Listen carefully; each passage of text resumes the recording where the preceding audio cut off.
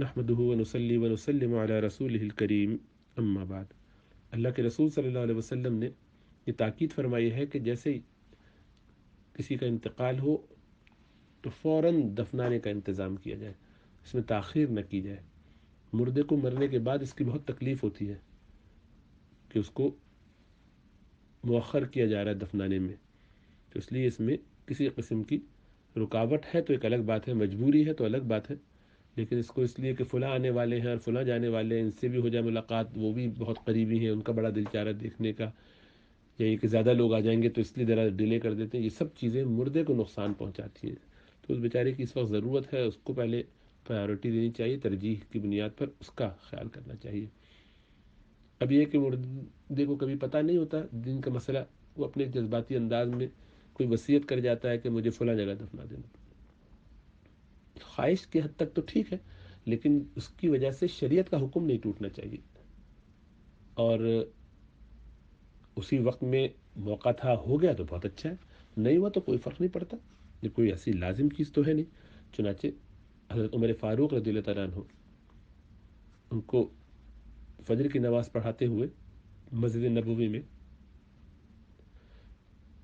ابو Lulu Feroz مجوسی نے خنجر کے وار کیے، چھپ کے بیٹھا ہوا تھا ظالم، اور آپ کو اتنی بری طرح زخم لگے کہ تقریباً 3 دن تک آپ جو دوا کھاتے تھے، کوئی کھانا کھاتے تھے، وہ سب نکل جاتا تھا، پیٹ میں بھی جگہ جگہ اس نے مار دیا تھا، تو کچھ ظاہری بات ہے بچنے کا امکان ہی نہیں رہ گیا۔ تو اس دوران میں آپ نے وصیتیں کی اور لوگوں کو سب طریقہ بتایا، تو اس میں آپ نے ایک بات یہ فرمائی کہ حضرت عائشہ صدیقہ رضی اللہ تعالیٰ عنہا سے جا کے پوچھا کہ کیا میں اپنے 2 دوستوں کے ساتھ، ابو بکر صدیق اور رسول اللہ صلی اللہ علیہ وسلم کے ساتھ جو جگہ ہے اس میں دفن ہونے کی درخواست کر سکتا ہوں؟ تو عائشہ صدیقہ رضی اللہ تعالیٰ عنہا کو جب یہ بات ان کے صاحبزاد نے جا کے پوچھی اور بتائی تو فرمانے لگیں کہ یہ جگہ میں نے اپنے لیے رکھی تھی، لیکن عمر کی شان اور ان کا مقام اتنا اونچا ہے کہ میں ان کو اپنے اوپر ترجیح دیتی ہوں، ہمارے بڑے ہیں، ہمارے امیر رہے ہیں، اس طور پر عمر میں بھی بڑے ہیں، تو فرمایا کہ لیکن میں عمر رضی اللہ تعالیٰ عنہ کے لیے اس جگہ کو ہدیہ کرتی ہوں، وہ اس پہ یہاں جگہ ان کے لیے ہے۔ حضرت عمر فاروق رضی اللہ تعالیٰ عنہ کو جب یہ اطلاع ملی تو بہت خوشی ہوئی، فرمانے لگے کہ مجھے اس سے بڑی کیا خوشی ہوتی کہ اپنے دوستوں کے ساتھ ہو جاؤں، لیکن پھر بھی یہ کہا کہ اس وقت میں اپنے بیٹے سے کہ میں اس وقت دنیا میں ہوں، اور میرے ہونے کی وجہ سے، اس طرح زخمی ہونے کی وجہ سے اور اندازہ جانے کا، تو ہو سکتا ہے کہ اماں عائشہ نے میری رعایت میں یہ خیال کرتے ہوئے نہ چاہتے ہوئے اجازت دے دی ہو، تو جب میرا انتقال ہو جائے تو مجھے کفنانے کے بعد نہلا کے ان کے دروازے پر پہنچنا، پھر وہاں دوبارہ ان سے درخواست کرنا، اور امیر المومنین مت کہنا، بلکہ یہ کہنا کہ عمر کو دفنانے کا موقع ہے، اور اس کی درخواست یہ رہی تھی کہ کیا اس کو اس جگہ دفنایا جا سکتا ہے، تاکہ وہ اس وقت اپنے دل کی جو بات ہو، ان کے پریشر میں یا کسی کے کہنے کی وجہ سے یا میری خاص تکلیف کو دیکھ کے ان کو ایسا ترس آئے، ایسا نہ ہو کہ ان کا دل تو نہیں تھا لیکن انہوں نے مجبوری میں کہہ دیا کہ لوگ کیا کہیں گے، کبھی ایسا تو ہوگا نہیں، وہ اس طرح کی مضبوط خاتون تھی الحمدللہ، شریعت جانتی تھی، لیکن ایسا نہ ہو کہ انہوں نے میرے لیے یہ بات دل سے